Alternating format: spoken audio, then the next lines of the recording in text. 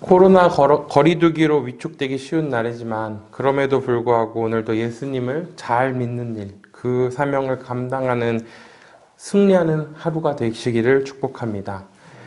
오늘 본문은 오병이어의 기적을 일으키신 후 이튿날 주님과 무리들 사이에 있었던 한 토막의 장면입니다.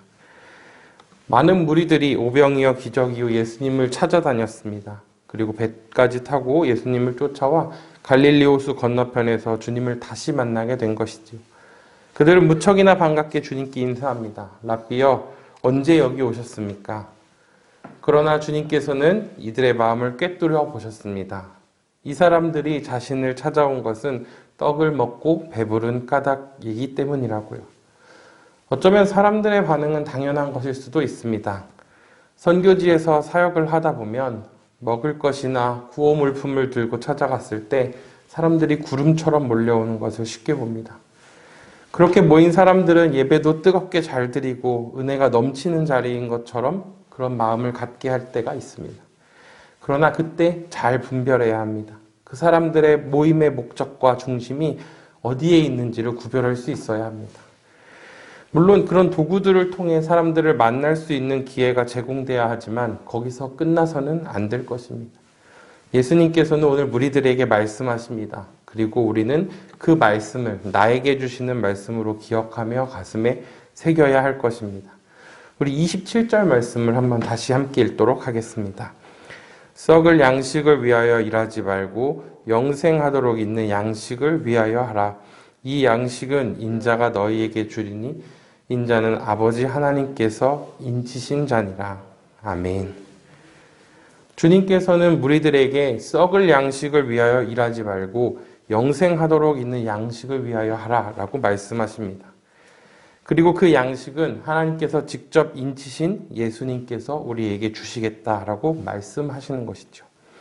우리는 이 말씀의 뜻을 잘 알고 있습니다. 썩을 양식은 세상의 가치를 말하는 것이고 영생하도록 있는 양식은 영의 양식일 것을.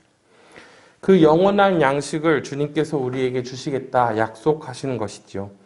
그런데 제가 먼저 주목하고 싶은 것은 예수님이 이 말씀을 하신 시점입니다.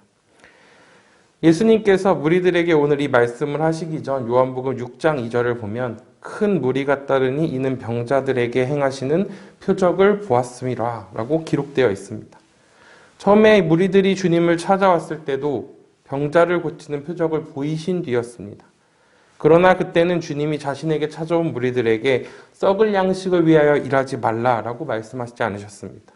오히려 같은 내용을 기록하고 있는 마가복음 6장 34절 말씀을 보면 예수께서 나오사 큰 무리를 보시고 그 목자 없는 양 같음으로 인하여 불쌍히 여기사 이에 여러 가지로 가르치시더라 라고 기록되어 있을 정도로 무리를 안타까워 여기시며 가르치시고 또 오병이어의 기적을 보이시며 그들을 먹이시기까지 하셨습니다. 그러나 오늘은 주님이 자신을 찾아온 무리들을 보시고는 그들이 주님을 쫓아온 동력이 복음이 아니라 떡을 먹고 배부른 것, 썩을 양식 때문이라는 것을 아시고 그들에게 책망하시며 말씀하신 것입니다. 무슨 뜻입니까? 무리들에게 예수님을 따르는 목적이 어디에 있는가를 분명히 하라라고 말씀하시는 것입니다. 주님을 향한 믿음인지 아니면 세상적인 기대감인지를, 나의 중심이 어디 있는지를 확인하시는 것입니다. 그러자 무리들은 다시 묻습니다. 28절 말씀입니다. 우리 28절을 함께 읽겠습니다. 그들이 묻되 우리가 어떻게 하여야 하나님의 일을 하오리까? 무리들은 예수님의 말씀을 아직도 제대로 이해하지 못하고 있습니다. 마치 자신들이 어떤 일을 열심히 하면, 무언가 하면 세상에서 영원한 양식을 누릴 수 있다고 오해합니다. 이들의 관심은 아직도 주님에게 있지 못하고 세상적인 보상에 관심이 있는 것이죠.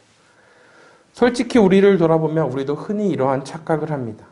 영원한 양식을 얻기 위하여 우리가 자꾸 무언가 해야만 한다고 생각하고 봉사도 해야 할고 윤리적으로 도덕적으로 옳은 일을 하면서 살아야만 할 것 같다라는, 그래야만 내가 잘 될 것 같다라는 마음이 있습니다.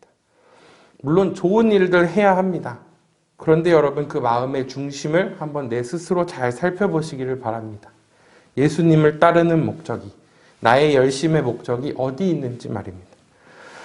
마치 오늘 무리들처럼 무언가 내 행동의 보상으로 아버지께서 주시는 양식을 쟁취할 수 있는 거라고 생각한다면 오해입니다. 내 힘으로는 아무것도 할 수 없습니다. 그리고 내 힘으로 예수님을 쫓는다 생각하면 그것은 매우 교만한 일일 것입니다. 예수님은 오늘 사람들에게 이것을 말씀하고 계신 것이죠. 우리 29절 말씀도 한번 같이 읽겠습니다. 예수께서 대답하여 이르시되 하나님께서 보내신 이를 믿는 것이 하나님의 일이니라 하시니 아멘. 영원한 양식을 위하여 우리가 해야 할 유일한 것은 예수 그리스도를 믿는 것입니다. 주님도 분명히 말씀하십니다. 하나님께서 보내시니 예수 그리스도를 믿는 것이 하나님의 일이라고요. 영생하도록 있는 양식은 믿음에서 납니다. 이 믿음이 없이는 어떠한 행위로도 영원한 양식을 누릴 수 없습니다. 제가 에베소서 2장 8절 9절 말씀을 읽어드리겠습니다. 너희는 그 은혜에 의하여 믿음으로 말미암아 구원을 받았으니 이것은 너희에게서 난 것이 아니요 하나님의 선물이라. 행위에서 난 것이 아니니 이는 누구든지 자랑하게 하지 못하게 하려 함이라. 아멘. 우리는 종종 내가 주님을 위해 무엇을 해야 할까 고민합니다. 썩을 양식을 위하여 일하지 말고 영생하도록 있는 양식을 위해 내가 무엇을 해야 할지 고민합니다. 분명 좋은 마음이고 선한 마음입니다. 주님께서도 그 마음을 기뻐하실 것입니다. 그러나 여러분 항상 그와 동시에 우리는 그 마음의 중심을 잘 살펴야 할 것입니다. 내 생각과 마음이 주님과 다른 방향으로 향하지 않고 주님보다 앞서지 않고 온전히 주님을 믿고 따라갈 수 있는 주님의 믿음 안에서 행할 수 있는 행동이 나와야 할 것입니다. 우리가 가장 잘 해야 하는 것은 주님을 잘 믿는 일입니다. 특히 지금처럼 코로나나 세상적인 일들로 내가 할 수 있는 것들이 막힐 때 나의 연약한 믿음을 잡아줄 수 있는 교회적인 시간들이 모두 멈출 때 그때 내 믿음을 하나님을 향한 마음으로 잘 점검하며 바로 서 있어야 할 것입니다. 오늘 하루 이렇게 권면합니다. 코로나 방역수칙 4단계로 인해서 몸도 마음도 위축될 수 있는 이 시기에 우리 한번 내 믿음의 방향성을 잘 점검할 수 있는 하루가 되기를 축복합니다. 그리고 일방적인 은혜로 부음받은 그 십자가 사랑을 가슴에 새기면서 예수님을 잘 믿는 그 사명을 감당하는 저와 여러분이 되시기를 축복합니다.